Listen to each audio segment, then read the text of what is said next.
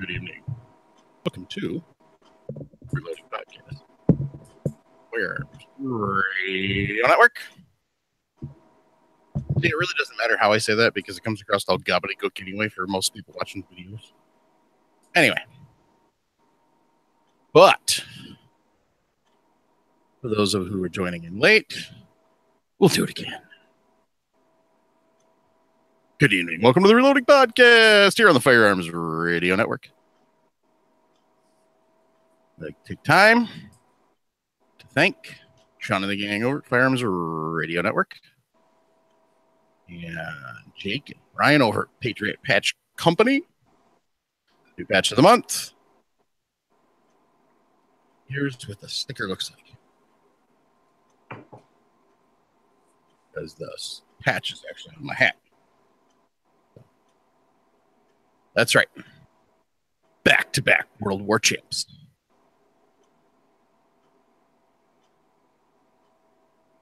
These things we'll talk about in a minute. But wanted to talk about Buckeye Targets. BuckeyeTargets.com. Or check out Travis and the gang over there. They got great steel, great paper. And if you use the code RELOADING, you get 10% off. So check it out. It's BuckeyeTargets.com. They're the preferred target supplier.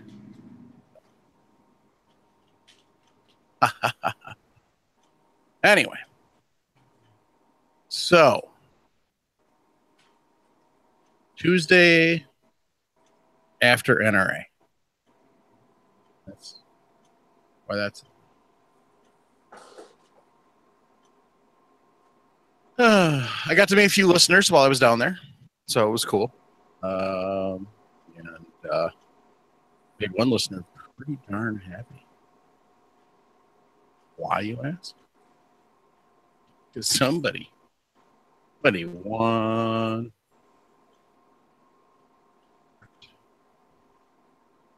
Jim, who did they win the turret from? They won it from Reading Reloading Equipment. Yes, they did.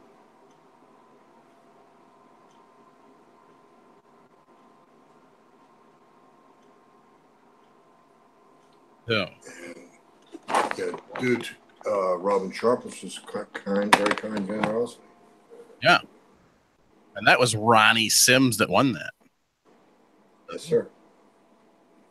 Unfortunately, there's a few other people that weren't so excited because they didn't win, but that's the way that works.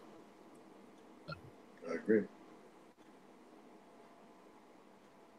But so we got a few people in the chat.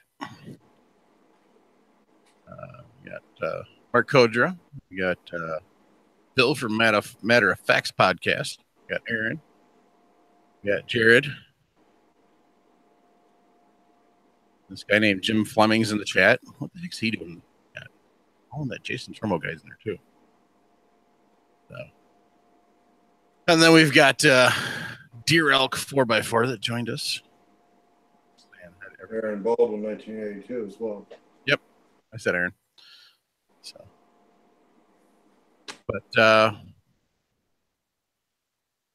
So today is Tuesday, May 8th. Mark had asked if anybody voted because there are quite a few states that had primaries and stuff today. So hopefully you got out and vote. Speaking of voting, if you are an NRA member and you're a 5-year consecutive or longer, or you're a life member, and you don't vote for the board of directors, then you need to get off your dead ass. Wayne LaPierre and Chris Cox have ran the NRA into the toilet bowl.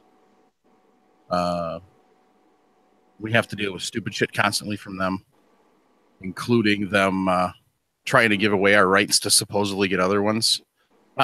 No, we've been playing that game for 80 years now, and it's gotten us nowhere. So we need to stop that crap. So here's the problem, gang. NRA is screwed. And the way that it's set up right now, it takes a while to change it. But First off, it is fixable if everybody gets involved and we get enough people involved that want to change it. Okay. We can get the NRA back to what it's supposed to be, which is an organization that actually represents our rights and understands that shall not be infringed means exactly that. However, suppose there's 5 million people voting or 5 million members in the NRA. I would wager a guess probably 2/3 of those are year. And I would probably put at least a case of beer on the fact that probably out of that group, probably 60% of those don't bother to keep their membership every single year, and they let it lapse. If you're not a 5-year constant member, which means your membership doesn't lapse at all, you can't vote for the board of directors. And the board of directors is people driving the ship. They're the people that decide to keep Wayne LaPierre, and they're the people that decide to keep Chris Cox in charge. They need to change because we have idiots like Marion Hammer on. Yes, I call her an idiot. She is an idiot. She is a former president of the NRA. She is living back in the time when she was president, and she is continuing to do what they did in stuff like 86, where they supported the Hughes Amendment. Look where that got us. It's just a constant drudgery. Probably 3/4 of the board members don't even bother to show up to the board meetings. No. And for those of you who think Ted Nugent is great for the NRA, you need to check yourself, because he hasn't been to a board member meeting, I think, in 4 years, 5 years. And he takes money to show up at the NRA convention, just to show up. He's a board member, but they pay him to show up. So he's not all that dedicated to the NRA. So, yeah, Mark mentioned the Yeti cooler crap. So there's two sides to that story, but I'm not going to get into that, because if you sit and actually read all of it, you're going to find out what the truth is. The truth is somewhere in between what we've been told.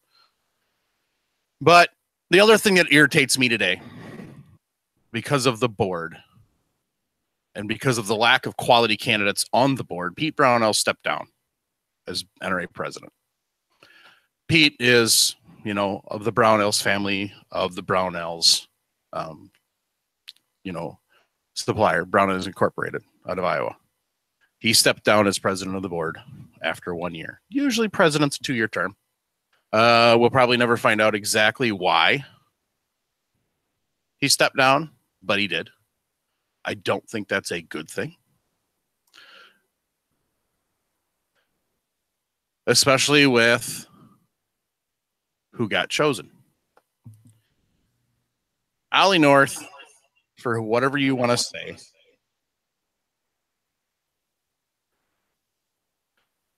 and for those of us who have been around long enough to know what happened in the 80s, a lot of that was he got thrown on the bus. However, the bottom line on that is I don't think Ollie North is a good candidate to be NRA president, and that's what he is now. He is now the president of the NRA. So, the problem is most of us that listen to this podcast probably aren't represented by the NRA anymore. I know from interacting with a lot of the people that listen to this podcast on a regular basis, a lot of people are not straight hunters anymore. A lot of people are target shooters or competition shooters. And the problem we have is the NRA does not represent us. The NRA, the term that is used very commonly is FUDs, as in Elmer Fudd.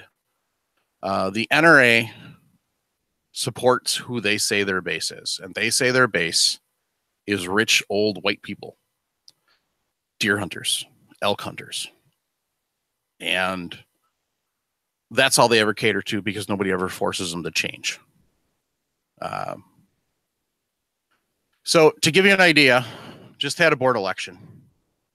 Those of us who are members, the top 26 people who were voted for.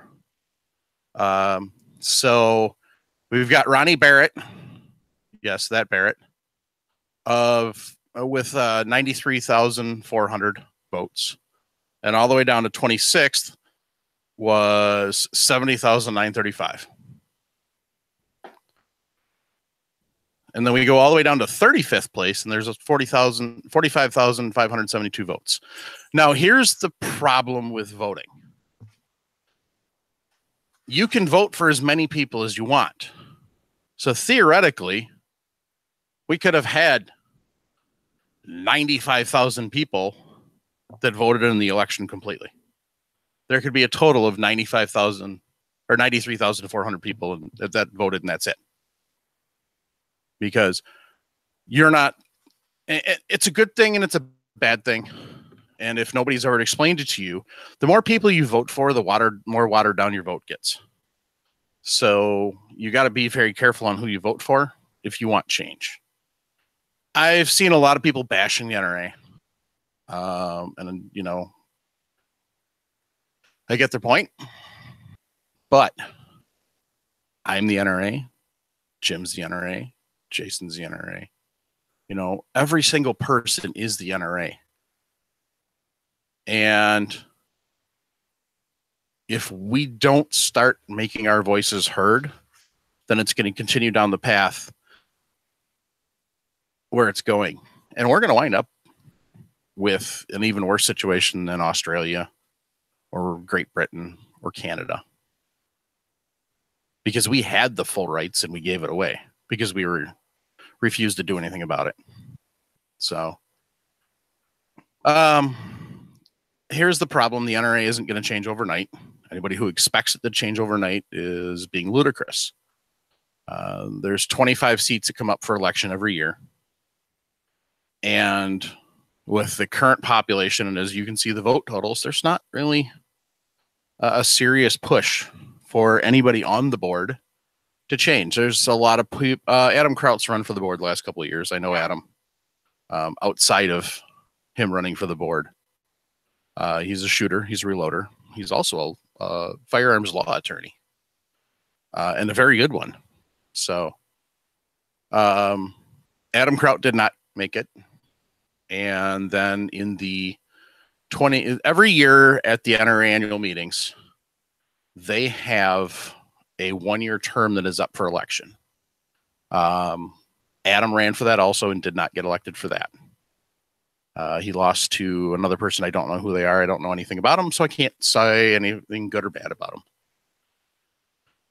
But the rumor flying around NRA annual meetings was that there was a few board members that were pushing for the person that won. So we need to, somebody coined the term gun culture 2.0. We need to, as gun culture 2.0, we need to decide that we're going to fight for the NRA and take it back. They've changed the bylaws, so we can't have a Cincinnati 77 anymore. It's not an option. It's not even feasible. Even if we had the groundswell leadership to be able to pull it off, it just can't be done anymore. And they fixed that. Marion Hammer is one of the ones that worked very hard at fixing that. So her and Wayne and other people like that. There are a few board members out there that are very good. And they really support Gun Owner 2.0. Timothy Knight's one of them. Sean Maloney's another one off the top of my head. And they're very willing to listen. Tim Knight was one of the people who drove to Colorado on his own dime and got involved in the recall of the lovely schmucks out there. And they recalled the president of the Senate out there. So,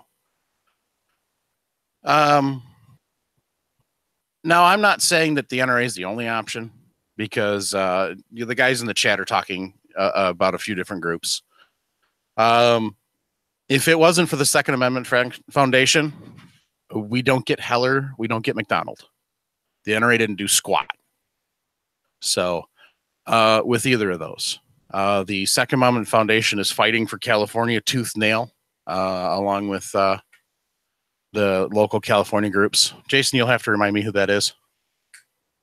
Gun Owners of California. Okay. And crap, there's one that I really like, and I just blanked on their name. Yeah, I'll think of it too. So it's the one that usually joins in with Alan and Alan. So Alan Gottlieb and Alan Gura, who are the two driving forces behind Second Amendment Foundation. So Gunners of America is another good option.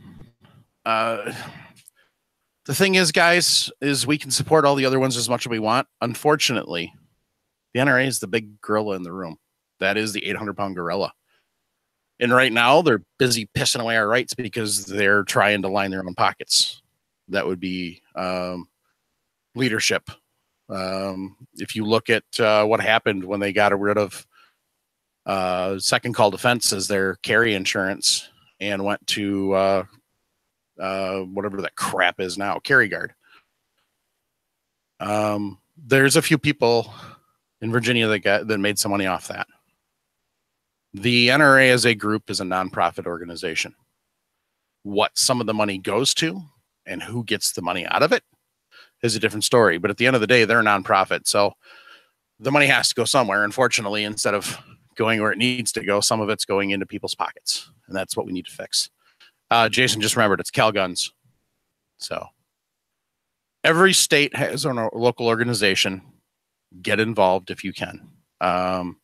As far as gun laws, the new fight isn't necessarily national. It's at the state level. It's at the county level. It's at the city level. Sorry, my lab's out in the garage with me. And well, anybody who has labs know that if they can fit it in their mouth, they try and eat it. So if you see me turn around a couple times, it's because I'm trying to figure out what he's chomping on. Apparently it's a leaf. So yeah. Carry Guard is horrible. The biggest problem I have with Carry Guard isn't necessarily, it's not even the way they implement it and everything else. It's the fact that you have to pay for it yourself. And then if you win, they reimburse you.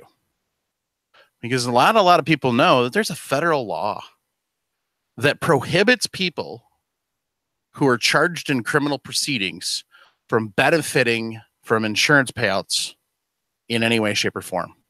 So, basically it's to stop the husband from offing his wife or the wife from offing their husband for the insurance money.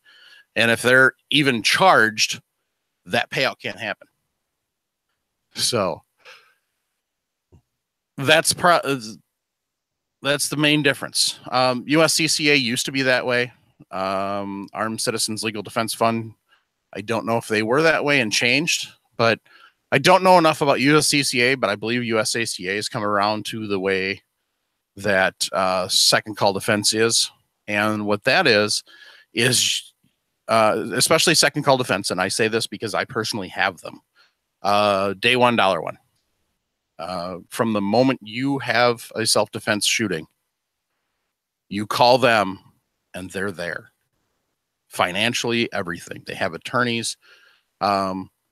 Armed Citizens Legal Defense Fund has attorneys, and they're there also with you. Like I said, I don't know, and maybe someday we'll get Tim on from USCCA and then get Shauna from Second Call Defense and get somebody from Armed Citizens Legal Defense Fund. Marty Hayes is the driving force behind that. So all three of those, in my personal opinion, are very good. Excuse me.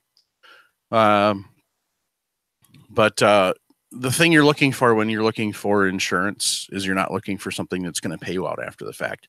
You're going to look for somebody that's going to be there with you every step of the way, because this is a crappy, horrible experience. And for those who listen to a lot of different podcasts, you'll know that a fellow podcaster about a year and a half ago went through a really bad situation because they didn't have anything. So if you're going to carry a firearm for self-defense, which a lot of us do, you need to have something. So do your homework, do your research, and choose one. Just don't choose Carry Guard, because Carry Guard's going to screw you. You're going to have to pay for everything out of pocket first. And then if you get acquitted, then you get money. So, and there, from what I remember reading, there isn't a guarantee that you're going to have reimbursed for everything either. So that means if you're going to pay for a good attorney to get your butt out of hock, you got to come up with the money first. Whereas with, especially with Second Call Defense and American or ACLDN, you don't have to pay out of pocket. So, but that is the main difference, and that's why I hate Carry Guard so much. That's why I hate the fact that they brought it. It's a horrible. They kicked Second Call Defense out and brought in Carry Guard, and it's a horrible, horrible thing. They screwed their members, and they don't even bother telling them about it. Anybody who's paying attention, they're getting hauled into court now in New York State. The NRA and Lockton Affinity, which was the insurance provider. Oh, by the way, they also dropped the NRA now after this. So, it's not really working out on that end. But I mean, this is some of the stuff that goes on that most people who are NRA members aren't paying attention to. And we need to. The NRA is our NRA. It's not Wayne LaPierre's. It's not Chris Cox's. It's not any of Wayne's cronies that he's put in position over the years. And we need to take it back. The NRA is supposed to be there. The NRA should be leading the fight to get firearms instruction back in schools right now. That is the single biggest answer to all of the, quote, dangerous firearms. Is if you look back, even in the 50s, late 50s, early 60s, they still had firearms classes in schools. They had rifle teams. We didn't have any problems. Definitely didn't. Yes, we had accidental shootings. But here's the thing. If we're educating the children like we're supposed to be, with Eddie Eagle all the way from kindergarten on up, then the kids are going to know what to do with the firearm. They're going to know stop, don't touch, run, tell an adult. They're going to know when they get to be older, they're going to know how to make sure that firearm's unloaded so nobody does get shot. They're going to know how to make sure that that firearm is safely locked and secured, even if their parents are stupid and don't.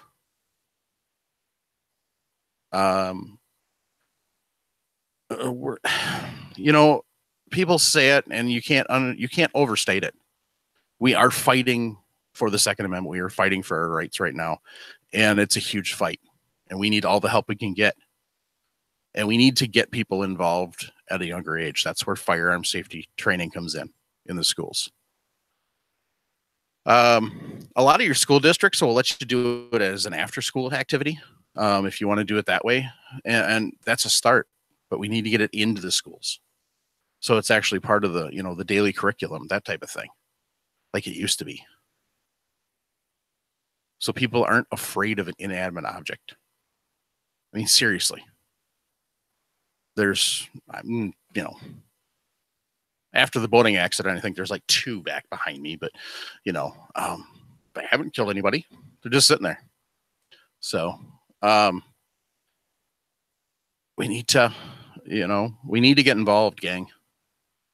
And for those of us, anybody who's a reloader definitely needs to get involved, because that's what states are trying to start coming after now. Oh, and speaking of states coming after, California's latest is a doozy. They are looking at serializing triggers, springs, magazine catches. Yeah. They want to make it so you can't even replace parts. Barrels, everything else is going to need a 4473. So, and no, that's not an overstatement. Go read the law or the bill they proposed. So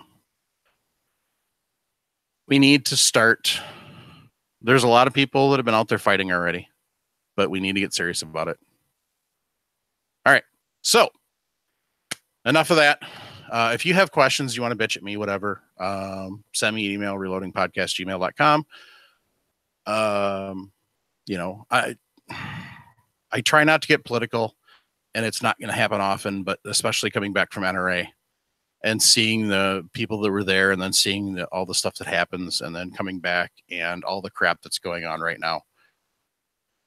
We need to address it wherever we can. I'm not going to stand up here every week. That's it. If it annoys you, I'm sorry. If you're an international listener, then obviously, you know, it doesn't necessarily pertain to you at the moment. So, but you know, we need to take a stand, or we're going to wind up like Great Britain. Oh, by the way, yeah. Oh, in Great Britain, this is illegal. Little pocket knife, yeah, illegal. A kitchen knife, they want to make illegal. Yeah, you know, like, you know, paring knife, all the way to, you know, your boning knives and your fillet knives and your carving knives. Yeah, all gone. The only thing you could have would be a butter knife. If the lawmakers in Great Britain get their way. So, all right. So Mark's got a question for us. He says, 2 bullets with the same ballistic coefficient but different caliber. Will they fly the same way? Not if you're shooting them on opposite directions. Sorry, couldn't resist. Jim, Jason, what do you think? Same ballistic coefficient, but different calibers. Will they fly the same way? I fell asleep again. Oh, it is past your bedtime, so.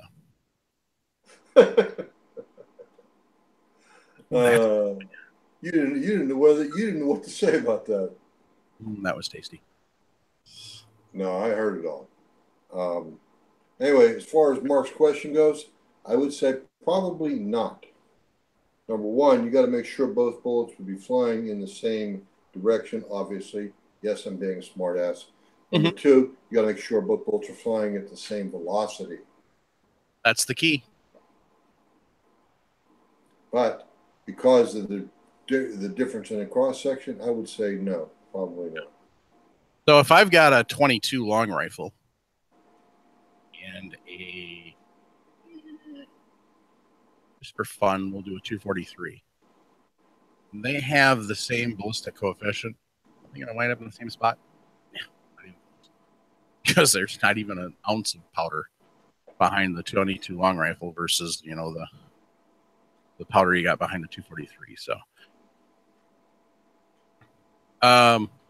you know, it's an interesting theory, and I'll tell you what, if we can find 2 bullets with the same ballistic coefficient, and we can come up with a way to test that, we will. So, Mark, if you know a couple off the top of your head, then shoot it to us. Otherwise, I'll do some digging and we'll see what we find. Okay, next question. What would you consider an acceptable tolerance for case trim length? Different for rifle versus pistol. Well, of course, nobody trims pistol. Come on. Having some inconsistency in crimp and think case length is a factor.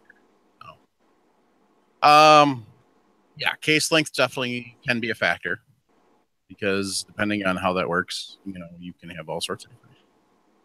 But first off, it's going to affect neck tension.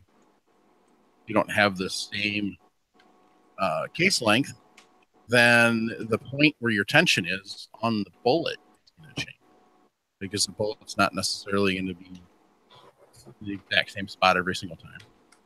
So, and you know, your overall length may be the same, but where the, you know, there may be more drag on one bullet versus another. If you know, say bullet A is seated at, you know, so here, let me get some actual numbers to play with. Okay, so I flipped open 307 Winchester. So case overall length, or the overall length is 2.560. The case itself is 2.015, properly trimmed. So let's suppose that we have a case that is 2.035 length. We've shot it and we're lazy. We don't bother checking it. And then we've got another one that's a brand new case that is 2.015. Same bullet, same overall length. What is that one where it's 2.035?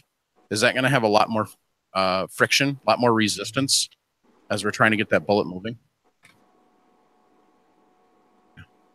Big time.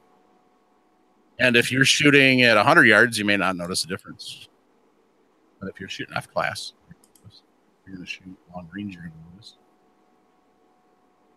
If it's a windy day, you're going to notice because now that second bullet is moving a lot slower than the first one, and it's going to get blown off course a little easier.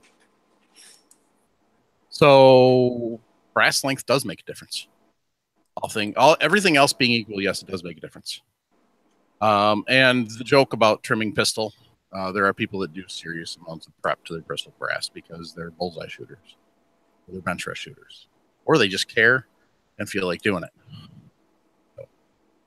So, maybe they got a nagging spouse and they just need to get out of the house for a while. I'm going to go trim some 9mm brass. Leave me alone.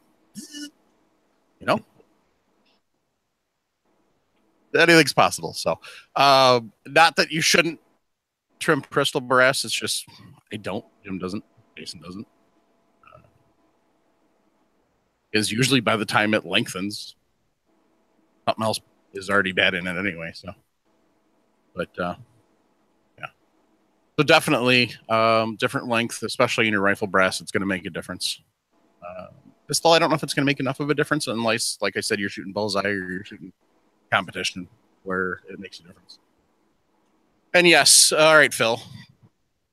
That's a valid point. So there is one exception to the trim rule for pistol brass. Jim, do you know what it is? Without looking at the chat.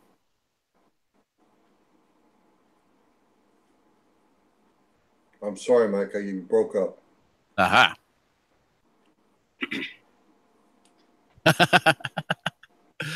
And it said there is one exception to the not trimming pistol brass. Do you know what that exception would be? Of course. What is it? Wheel gun brass. Exactly.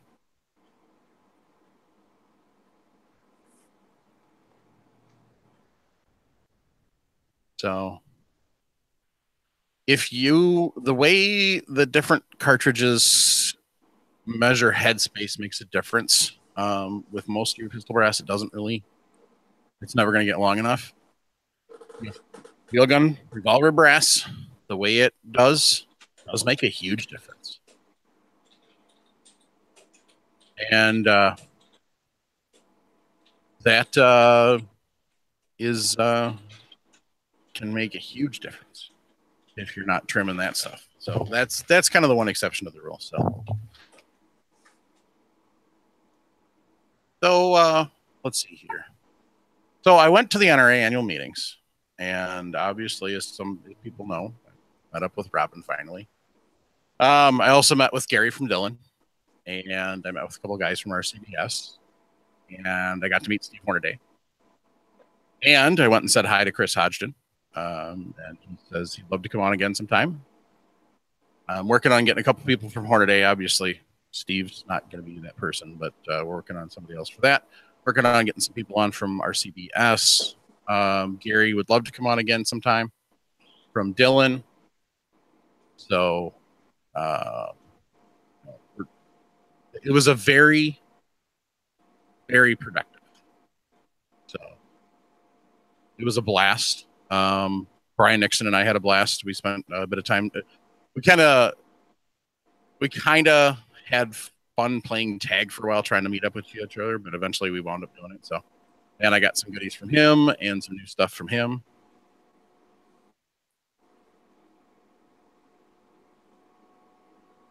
So,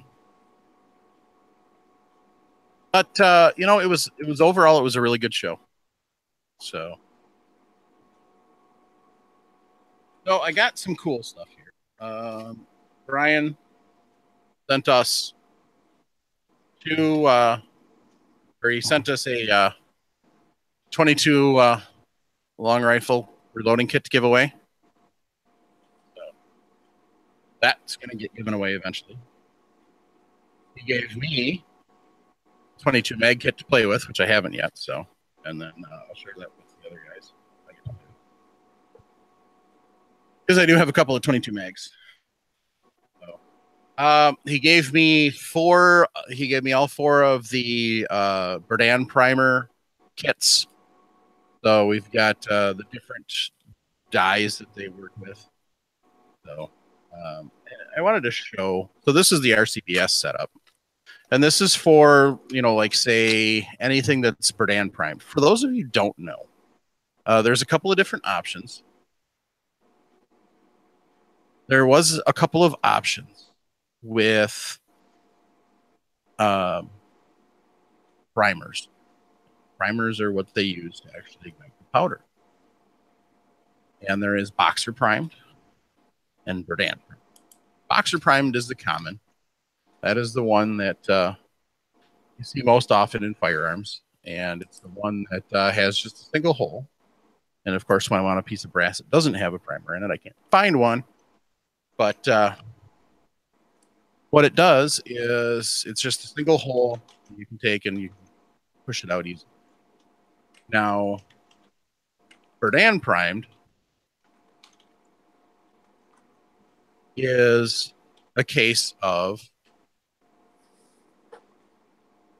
they have a slightly different setup. And instead of having the one centered hole, it's got two smaller holes off to the sides. And so what Brian did is Brian came up with a little tool going in your die. This goes into your sizing die in place of your decapping pin. And what it does is it allows you to run this drill bit down in the center of the case, into the center of the pocket, primer pocket, so you can actually drill out a center hole to make a center flash hole. And these holes are big enough that you can actually then, from that point forward, properly deprime and reprime your brass with Boxer. So, and they've got a couple of different drill bits come with it, and there's instructions and everything, but we're not going to read that right now. When I actually get ready to do some of my 303 that I got around here, I'll actually get on it. So, and then, because it's military brass, sometimes it's not always the same size necessarily. He has these lovely little things here. And what these are is these are little sleeves that you can slide in there to take up the slack in your primer pockets. And they're actually they're not just an easy slide in. You actually have to press them in. And so we have to be careful and make sure you get the right sleeve. Otherwise, your primer is going to slap around and fall out.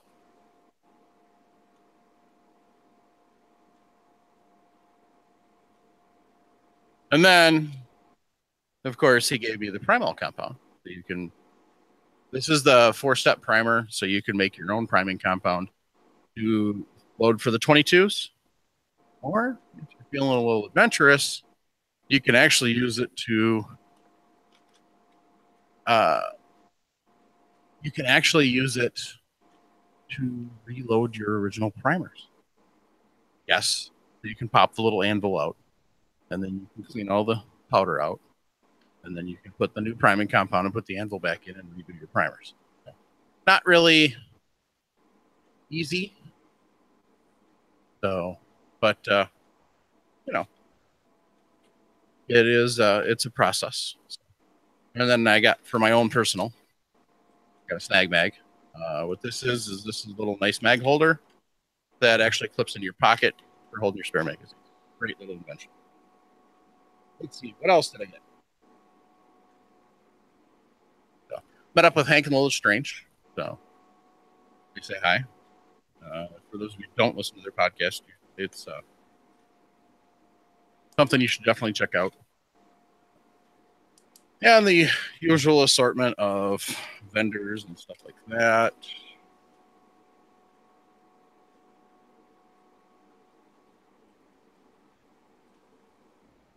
What else we got here?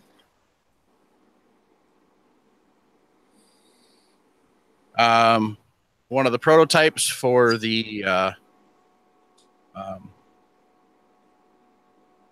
gas check. So I'm going to play around with that a little bit.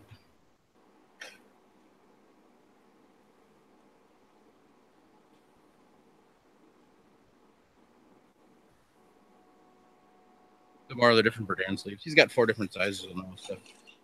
And that's all the goodies in the goodie bag. So I will discuss later on how we're going to do the giveaways for the different stuff from Ryan, the kits and stuff. So we will go into that at a later date.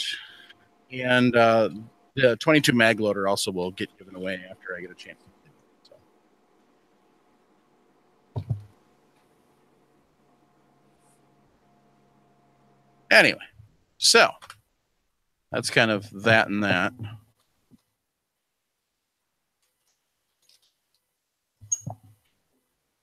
But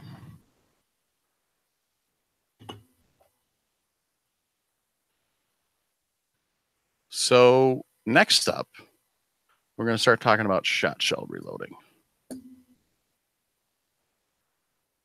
But we're not going to start that tonight.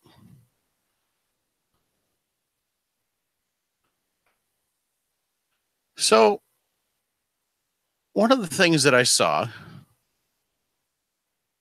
is I actually finally got to put my hands on the mech press, and that's a pretty impressive little unit. So I don't have the ability to compare it to the Forster coax or anything like that, but you know, I get to get a chance to actually look at it. It is a very solid looking press. There wasn't really anything new out there per se.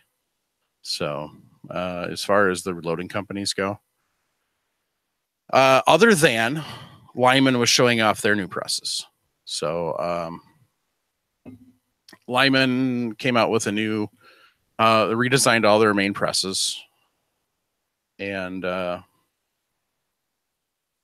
it's kind of a cool thing to see. So, but you know, it's one of those things that you look around and you realize that people are changing the way things are done. And you have to adapt and keep up, or you're going to fall behind. Excuse me. And so Lyman had the same presses for 30 plus years. And they finally got to the point where they realized that they weren't selling presses and they needed to do some changing. So they went through and they re-engineered quite a bit. Anybody who's looked at them lately knows that the new ones aren't really necessarily the same as the old ones. So they launched some new kits. So check them out. They've got a new 7-stage turret press. They've got a couple of new kits they came out with. For those of you who pay attention and have paid attention to the podcast, you know that I do have one of the Lyman brass trimmers. So they've got a few different kits. So they've got one of their basic. They've got one that comes with the turret, which they call. And actually, I guess I was wrong. It's an 8-station press, the turret press. So they call it the Brassmith. Is their new line. They've got the Ideal press, which is a C press. The Victory press, which is more of an O style press, kind of like a rock chucker. And then they still have the Crusher. And then they've got the Brass-Smith All-American 8 turret press. So, you know, why do you need that many stations? Really? Anybody got any ideas? Why do you need 8 stations on your turret? Can somebody explain that to me? Sure. Okay. Because some folks simply do not want to be bothered with changing their setup. You could have 4 rifle setups, all with the same shell holder, all those dies, 4 different rifle calibers, all with the same shell holder: 308, 30-06, 270, 280 Remington. All four calibers come in line. But I'm lazy. I don't want to change my dies. It's like just too big of a deal to adjust the bullet seating plungers. And what's a decapping spindle anyway? Decapping spindle? You know what I'm doing, Michael. No. But, you know, this is a 5 station. And I can kind of see, but I guess I just didn't, I never really thought about having more than 1 caliber on the press at a time. So.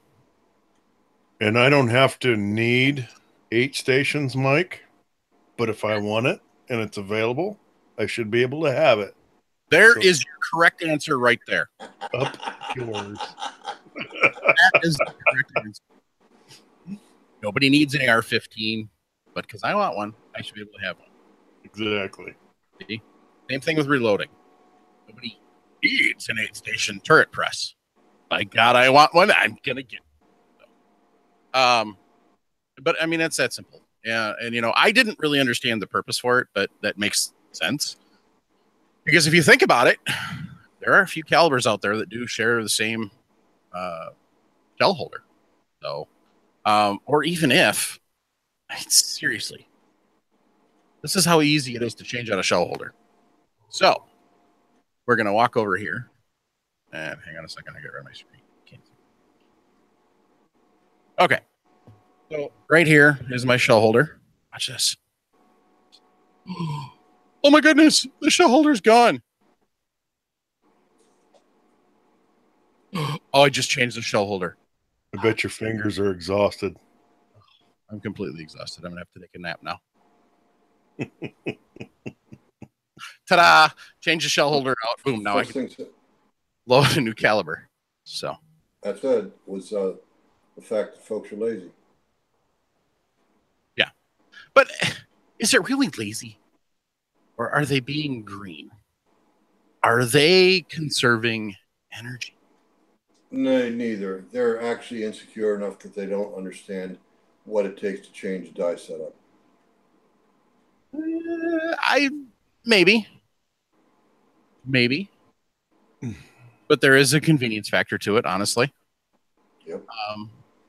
You know, there is an honest convenience factor. Now, say I am loading up pistol rounds. Okay. Or one better, I shoot competition. I shoot a 2-gun competition. Not a 3-gun because we can't load shotgun shells on it, but on a 2-gun competition. So I shoot 9 and I shoot 223 in this competition. And I want to not fuss around. I've got my loads and I don't really want to dink around with it. And I know how well they work and they're golden. So I can go ahead and I can use that Brass-Smith 8-spot press for 9 and for 223. And you know what, Jim? I don't even have to change the shell holder. Do you know why that is? Do you? Do you? Huh? Do you? Do you? You're not playing along.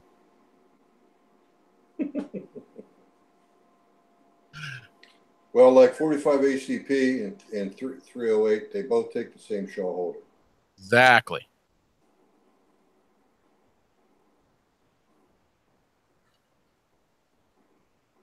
So now I've got an 8-stage press. Because I'm loading competition, I don't want to dink around and I don't want to have to worry about if I'm running I'm running, first off, if you ever see me running, you better start running too, because stuff run real bad if I'm running. Right? But so if I'm running around and shooting competition and I'm jostling all over the place, well, my mag is going.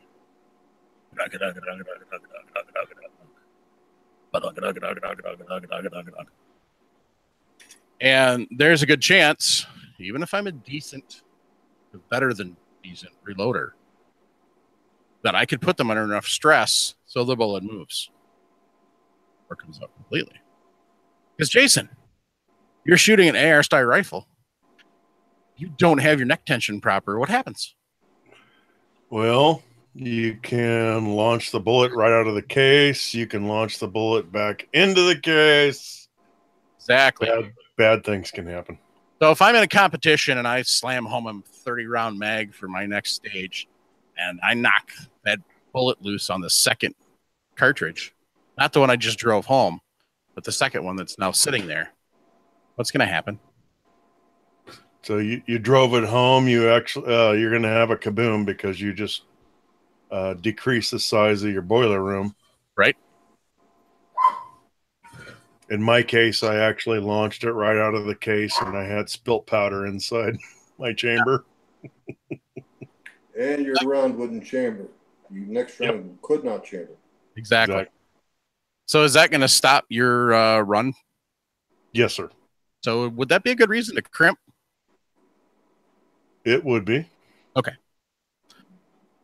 So building up this huge, long reason on why you would need an 8-station turret.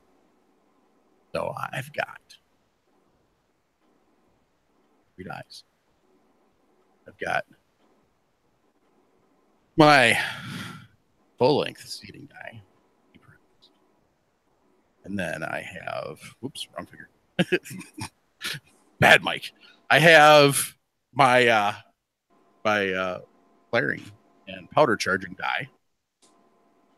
And then I have my bullet seating die. And my 4th die, factory crypt die from Lee. And then on the other side, we've got the same things for my 223. Deer Elk 4x4 asked a question. Do I need to crimp deer hunting rounds 308 win? Do you need to? No. Need? No. If you have proper neck tension, no. Unless you're, well, I shouldn't say necessarily, because if you're deer hunting like probably most of the population of North America, then this is your idea of deer hunting.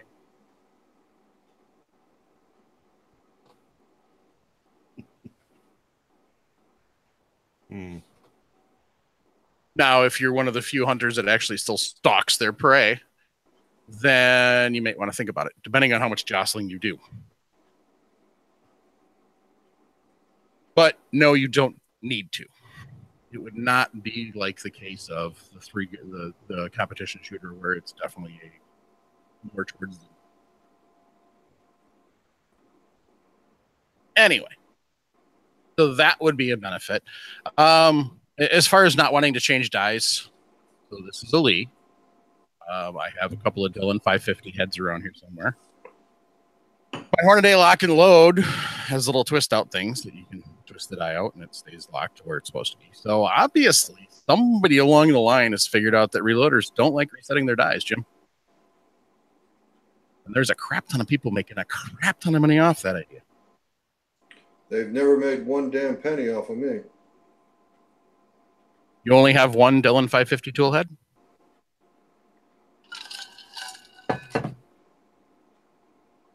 No, I have 3. So somebody made money off you. Nope. I was given both of them. I was given, well, somebody made money, but not from me. I was given 2 of them. Oh, all right then. So I guess Jim has a valid point. No, you got to consider my background. I'm a machinist. For God's sakes, I mean, I could teach people to cut threads on a solid rod. I've also been a mechanic. I know how to screw a nut and bolt together. Hey, kids, Jim knows how to screw.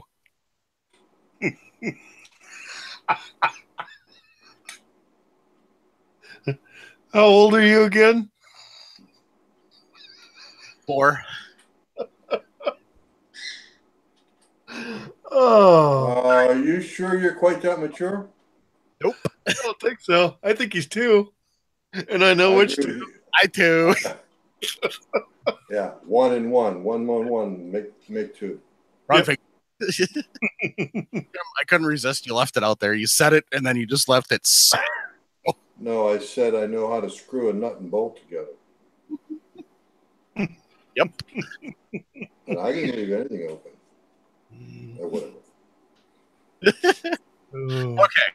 So yes, as Jim was saying, a lot of people who do reloading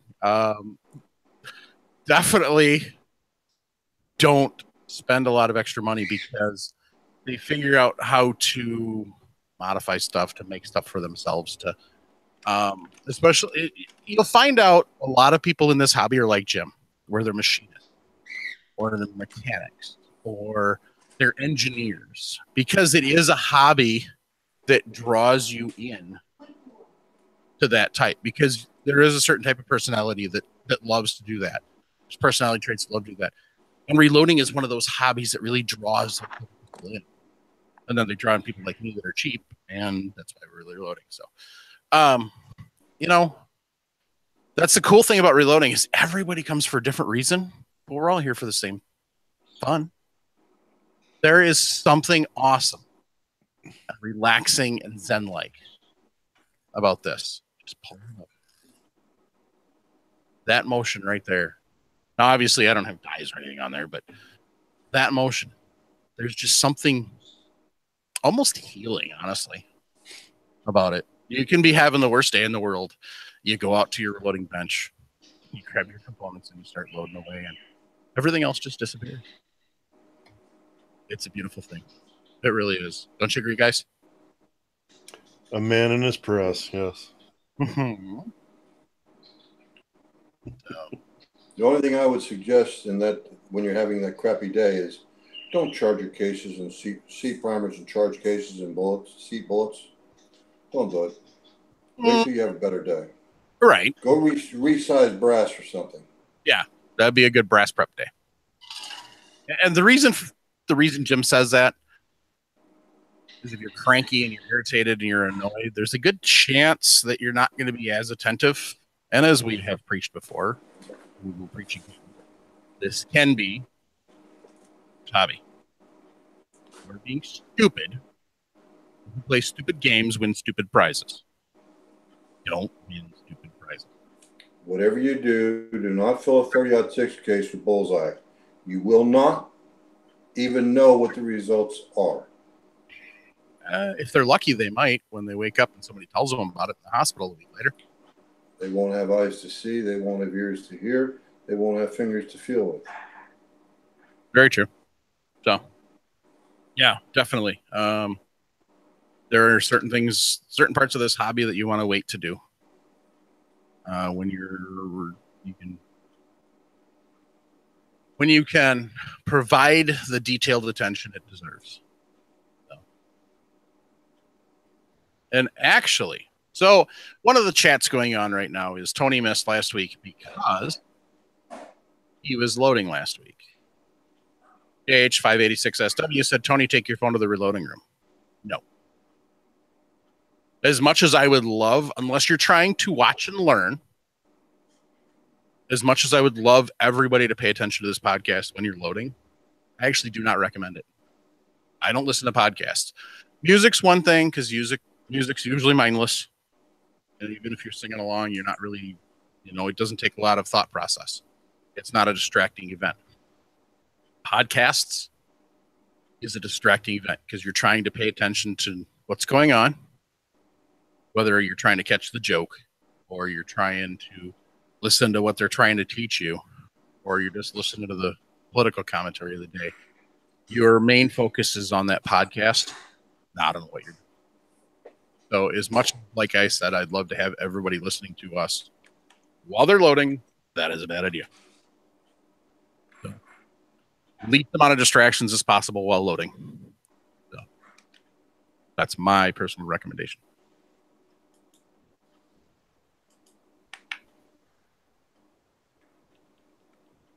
All right. So, yeah, like brass prep, fine. Because Jared said that he loves brass prep during the show. But yeah, way too distracting when you're priming and seating. If you're just popping primers out of dirty brass and resizing it, have at it. If you're trimming brass, depending on what you're using to trim brass with, if it's something that you can set it and forget it, like it's really, really, really, really, really hard and takes a serious effort on your part to screw up how short you're trimming the brass, maybe.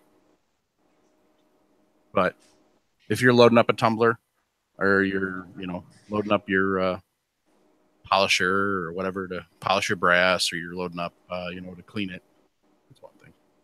If you're depriming it, that's another thing. Depending on what you use for swaging primer pockets, maybe even if it's a press mounted unit, you could probably get away with it. But yeah, anything other than that, you don't really want to. So anyway, so I don't know if there was any one thing that I saw at NRA that was just wow. I don't know. It's the whole deal, Mike, is it is astounding. I did go ahead. I was going to say, I got a few pictures. I'm going to try and get those posted on the podcast page tonight. Obviously, there's people that are listening to this right now and they're watching it live and realize I haven't posted the podcast. That's because with NRA, usually I edit the podcast over the weekends because that's when I have time. Being gone on NRA, I didn't have time. So that's going to happen tonight after I'm going to finish editing it when I get done here. So, fail. You want to start editing again? No. Didn't think so. Shut up. You're fine.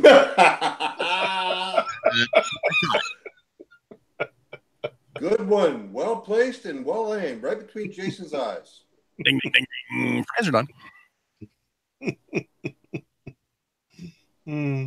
Ollie, it's a cardboard box. You can't eat. Well, I guess you can eat it, but you shouldn't eat it. Labs. He's having fun. Just chilling over there on the cardboard box. The corner of it. Doo-doo-doo. Nobody's going to notice. Sure. So, I guess probably the biggest adventure for me for NRA was the whole entire thing. Experience the being able to see all these people together for one common cause. The companies that are there, getting to meet the people that we've talked to. Robin, the last couple times that we've seen on the face, on the podcast, since we've gone back to video. Same with Brian Nixon. But that's one thing. It's actually getting to sit there and shake their hand and talk to them in the booth and sit there and talk to them for a while. That was kind of the really cool. And getting to meet, some of the listeners. So there was a couple of listeners that tracked me down and we were talking back and forth beforehand. So it was really cool to meet them. Oh, and next year is Indy. So definitely I'm going to be able to spend all 3 days there. And we're working on maybe the rest of us getting there too. So I'm not sure. But yeah, with the way it was in Dallas, unfortunately we drove down Friday, drove back Sunday. So I spent Saturday there. And then Saturday night at what was kind of a little FRN thing, but not really. And it was more the Gun Collective panel, which was really a cool experience.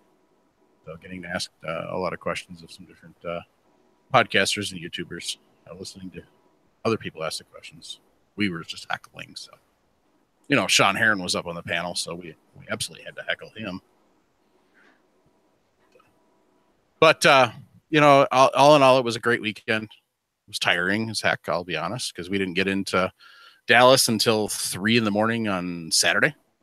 Grabbed a couple hours sleep and off to the show. Wow. 4.5 miles on Saturday, and then got up and left like Monday morning. So there wasn't much sleeping in, and didn't get home till 2:30 Monday morning. So, but it was worth it. Absolutely worth it. Just to be able to go and to say hi to everybody. Mike, dumb question. Did you go to work Monday? Yep. Yeah, with my job the way I've got it right now, I do have a little bit of vacation time, so I did use some of that on Friday afternoon. But for those of you who don't know, I'm the sub caller, the sub coordinator for the school district I work for. So it seems like it's kind of a pointless, meaningless job, but I'm the one that actually makes sure that all these positions have subs. And so every morning, teachers call in sick because their kids are sick or they're sick. Staff members call in sick because, whatever. And so I have to try and find subs for that. So at the current moment, we don't really have anybody trained as a backup. So it wasn't really an option to take Monday off. That's dedication, buddy. That is dedication. Hey, Travis. Ollie gives Buckeye Targets 2 thumbs up and some teeth. This is good quality.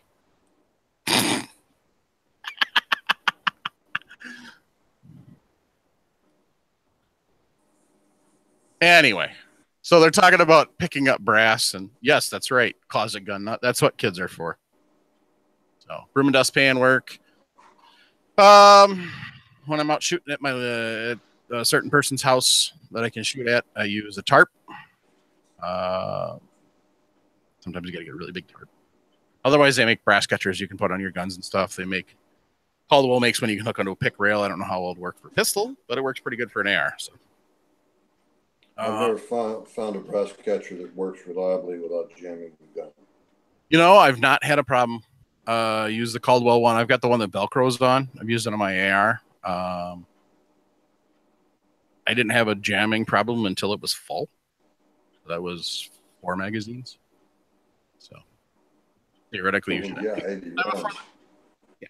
80 to 120 rounds. That would jam a penny AR. So theoretically, you should empty it after like 2. That's only 60 rounds, but yeah, otherwise I didn't really have.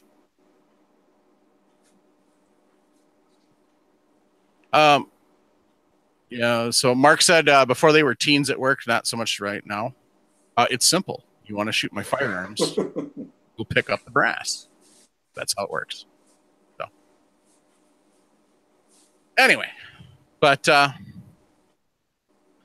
one of the things that some people realize tonight is when you're talking about my rant from earlier, you're talking about the topic, keep calm, keep cool, keep collected. Don't get emotional. Stay with the facts. And if you start talking to somebody and you realize facts are going to be absolutely pointless, just listen to them and then, blah, blah, blah. So, but yeah.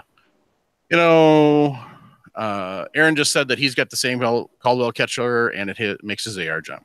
So either I just put it in the right pot or got lucky or what, I don't know. But yeah, some of it's, where you put it. And some of it's where it throws the brass.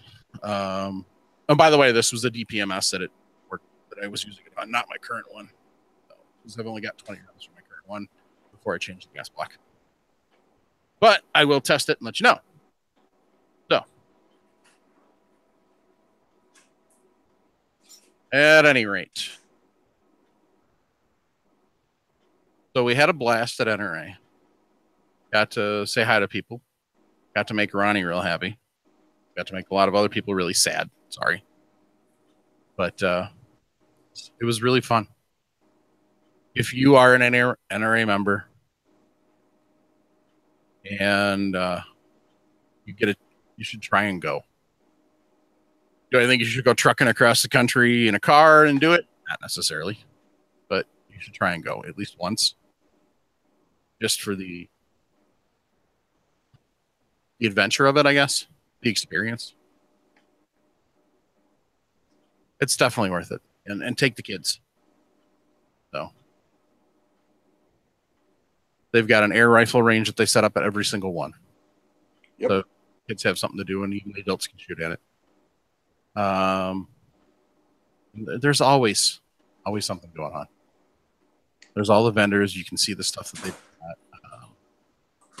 NRA is kind of the civilians version of the SHOT Show. A lot of the stuff that a lot of the stuff that people release at SHOT, they've got on display at NRA, and you can actually see it and touch it and feel it, and coddle it, and love it, and call it George. And yes, Deer Elk 4x4. I live in a free state. Over there on the shelf, I have 15 30-round magazines. So, yes. And yes, he takes 450 rounds of ammunition to the range, to the woods with him, just to shoot one deer. That's right, baby. Because you're so small. Hamburger.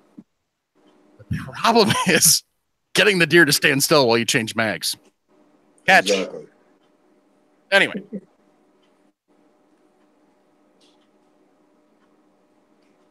So, I honestly didn't get a lot of chance for a lot of pictures because I didn't have a lot of time to do a lot of sightseeing and stuff. So I apologize for that. Because like I said, it was kind of a time schedule and I did have a lot of people to meet and a lot of people to talk to. And trying to line up, my main goal for going was to meet the people, but also to line up, to get in front of people and get them to come on the show.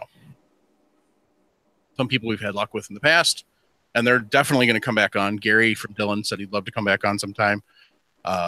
Chris Hodgson says he loves it. Robin, awesome, loves it. Brian Nixon loves coming on, talking about his stuff he's got going. We're going to work on getting some people from Lyman and some RCBS folks on, and Lee wasn't there, so I don't know. Kind of weird, but maybe not. But work on getting some people on from Lee too to talk about that new press, which hopefully in the next 2 weeks I'll have. So I got to get time to run over to Hartford and pick one up. And I will do video from there because that's the nice thing about Titan Reloading in Hartford.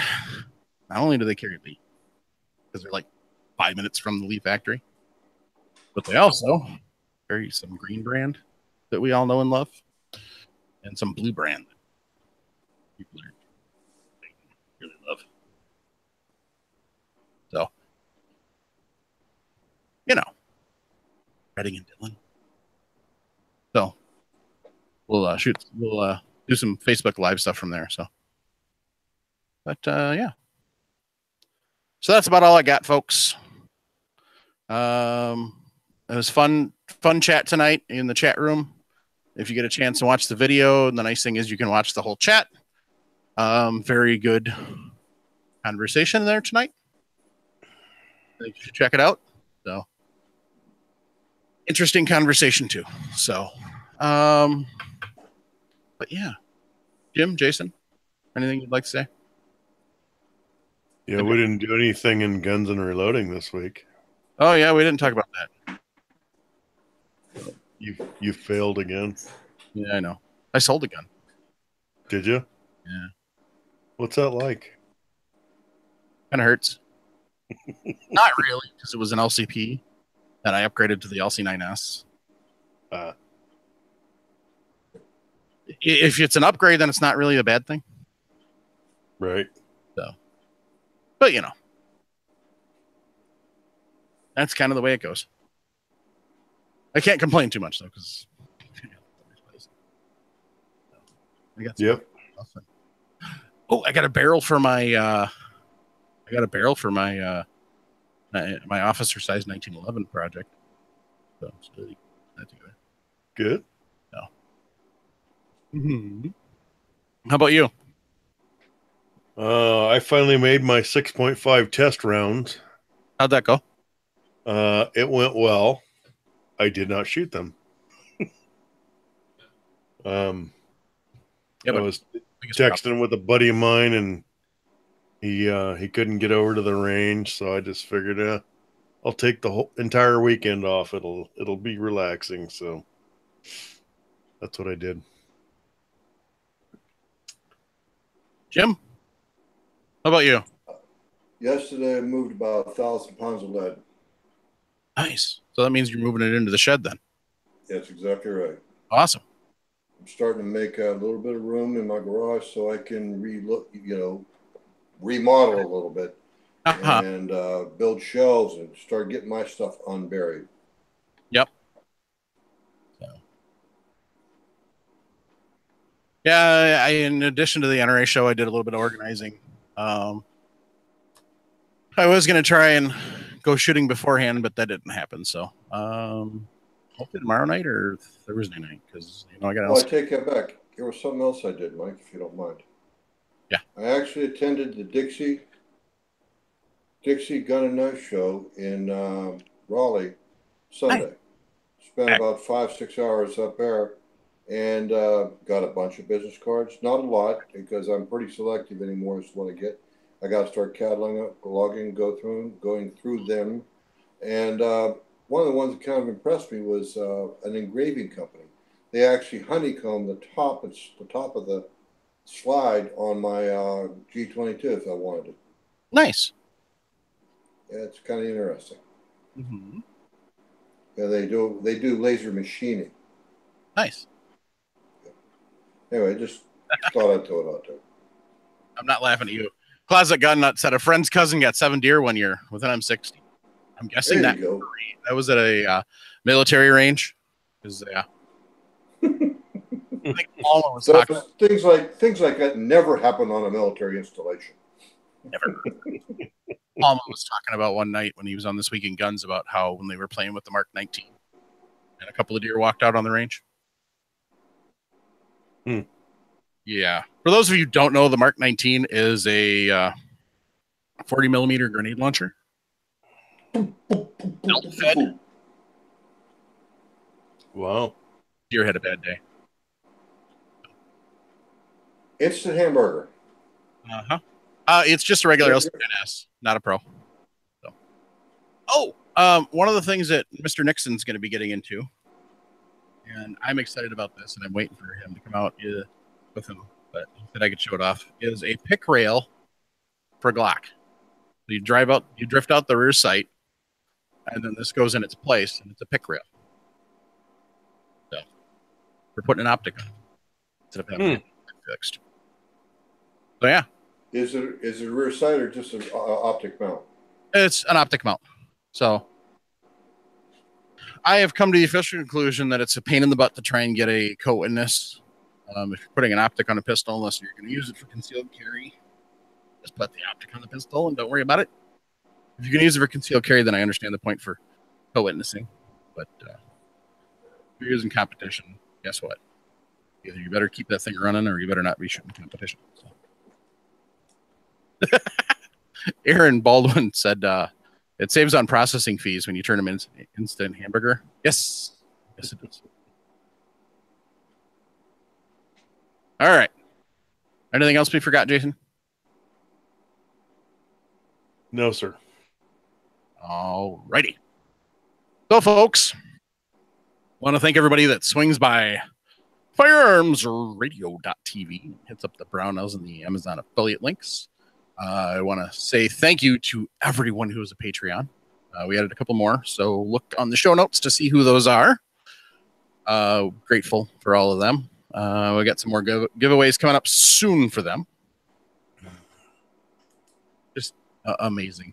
The show, everybody that sends us letters, emails to reloadingpodcast@gmail.com, text messages to 608-467-0308. Greatly appreciate all the feedback. Greatly appreciate everybody that listens every week. It's just an awesome thing that we get to sit here and talk about reloading. So it's just an amazing, awesome thing. All right, folks. Well, you all have yourself a great night. Thanks for tuning in. And on that note, keep that brass shiny. And keep your powder dry. Squeeze, don't yank that trigger. Squeeze! Shit.